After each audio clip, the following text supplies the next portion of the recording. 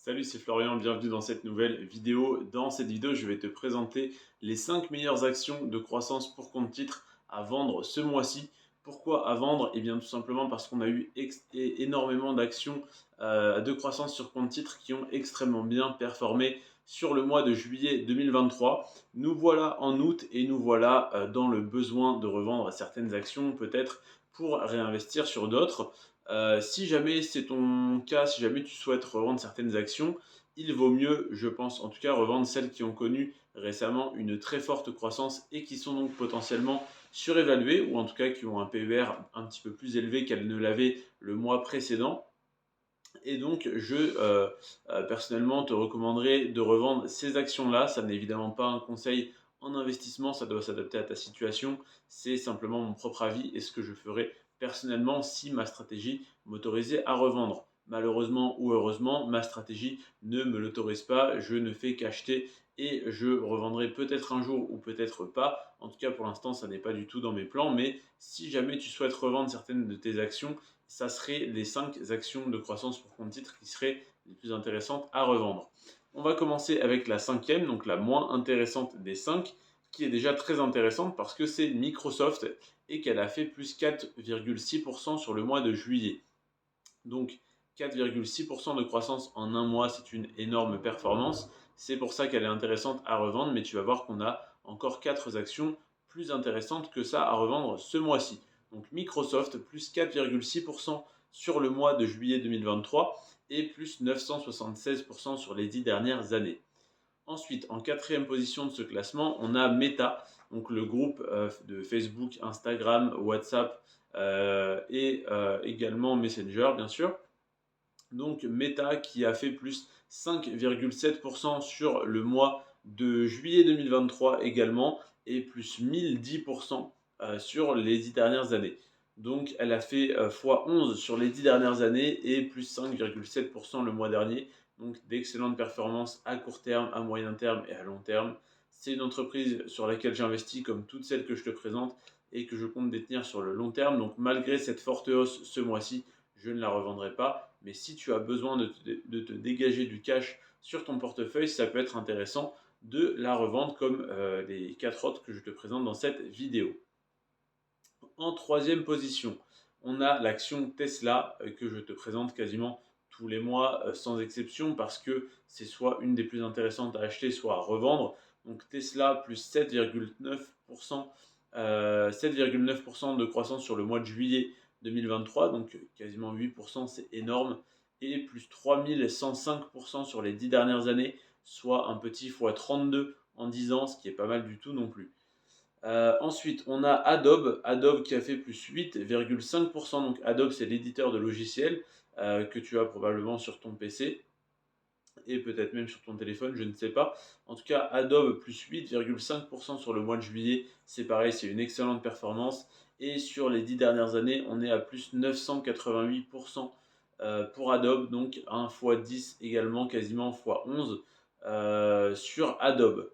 Et en première position de ce classement, donc l'action la plus intéressante à revendre ce mois-ci, même si je te le dis à contre-coeur, c'est Nvidia qui a fait plus 9,1% ce mois-ci. Pourquoi je te dis à contre-coeur? Tout simplement parce que ça fait pratiquement un an, ça fait 10 mois que j'investis sur Nvidia. J'ai investi 10 euros par mois sur Nvidia comme sur toutes les autres entreprises. Et donc ça me fait jusqu'à présent 100 euros avec donc les plans d'investissement qui sont passés début août, ça fait 110 euros investis sur Nvidia et je suis quasiment à x2 sur mon investissement. Je suis à 110 ou 100, dans les 110, 115 euros, je suis à 98% de croissance sur l'action Nvidia sur mon portefeuille, c'est-à-dire que j'ai quasiment fait x2 sur mon investissement, donc 100% de croissance en à peine 10 mois, donc en même pas un an. J'ai fait x2 sur l'action Nvidia. Donc je ne compte évidemment pas revendre, même si c'est l'action qui est le plus en croissance, qui a la plus grosse croissance sur mon portefeuille, tout simplement parce que j'ai encore comment dire, je pense que Nvidia a encore un énorme potentiel à la hausse, donc sur les années à venir, tout simplement parce que Nvidia est lié à l'intelligence artificielle et donc voilà, je pense, un potentiel de croissance comme on n'en a que très peu aujourd'hui. Donc par exemple Tesla, ça peut être une action qui est risquée également, mais quand j'estime qu'on peut faire un x5 ou x10 encore sur les 10 prochaines années, eh bien rien que s'il y a, je ne sais pas, s'il y a 20% de chances de faire x5, eh bien ça vaut le coup de prendre le risque de perdre la totalité de mon argent si l'entreprise faisait faillite, ce qui, je pense, n'arrivera pas. En tout cas, s'il devait tout liquider, voilà, il y aurait une bonne partie qui serait remboursée aux actionnaires. Donc voilà, je pense que le risque d'investir sur des actions comme Tesla, Adobe, Nvidia, Meta ou encore Microsoft, donc les 5 actions que je te présente aujourd'hui, les risques sont présents, mais les rendements potentiels sont tellement importants que ça efface totalement le risque du moment où tu te diversifies, où tu détiens plusieurs de ces actions. En admettant que, je ne sais pas, Meta, donc le groupe qui détient Facebook et Instagram, fasse faillite, que Facebook ferme, Instagram ferme, et que donc l'action Meta ne vale plus un centime, donc ne vale plus rien, et bien toutes les autres actions que tu détiendras, donc Microsoft, Tesla, Adobe et Nvidia, auront prospéré entre-temps. Donc toutes ces actions-là, je pense que quand on les a en portefeuille, qu'on a un portefeuille diversifié et équilibré sur les secteurs, voilà, sur les continents, donc de manière géographique, de manière sectorielle, etc. etc. Je ne te fais pas un cours d'investissement, hein, je te donne simplement quelques petites infos par-ci par-là en plus des chiffres. Mais voilà, je pense qu'à partir du moment où tu es suffisamment diversifié, diminue drastiquement ton risque. Je sais ce que tu vas me dire. Là, dans cette vidéo, je te présente 5 actions qui sont toutes du secteur de la technologie. Donc, tu n'es pas diversifié sectoriellement si tu investis que sur ces 5 actions-là. Désolé, je ne te présente que les actions les plus performantes. Voilà, donc c'est forcément 5 actions technologiques parce que c'est des actions plus sujettes aux variations, pour pas dire à la spéculation. Donc voilà pourquoi les actions de croissance pour compte titre sont en grande partie des actions technologiques parce que actions technologiques, actions de croissance. Si je te parle d'actions à dividendes, on aura beaucoup moins d'actions technologiques avec des cours plus spéculatifs. On aura beaucoup plus d'actions avec des business concrets, comme par exemple des magasins, que ce soit de bricolage, d'alimentaire. Donc je pense à Walmart, je pense à Home Depot. Je peux également te citer Coca-Cola, Nike, McDonald's et plein d'autres.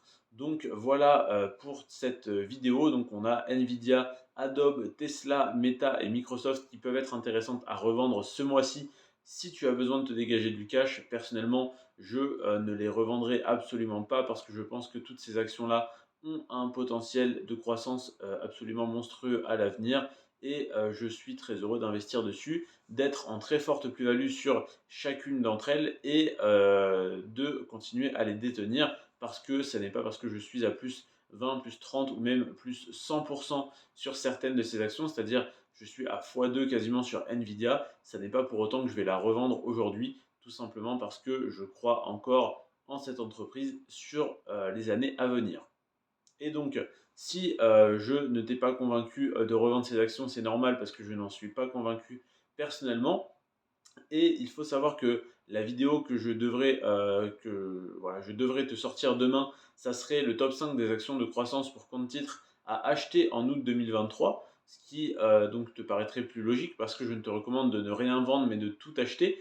Sauf que je ne vais pas te faire cette vidéo demain, tout simplement parce qu'il n'y a pas d'action en baisse ce mois-ci. Donc oui, même Nvidia qui a fait plus 9,1% sur le mois en cours, sur le mois dernier, sur le mois de juillet, peut être intéressante à acheter ce mois-ci. Ça dépend tout simplement des estimations de croissance que tu fais pour ces entreprises sur les années à venir.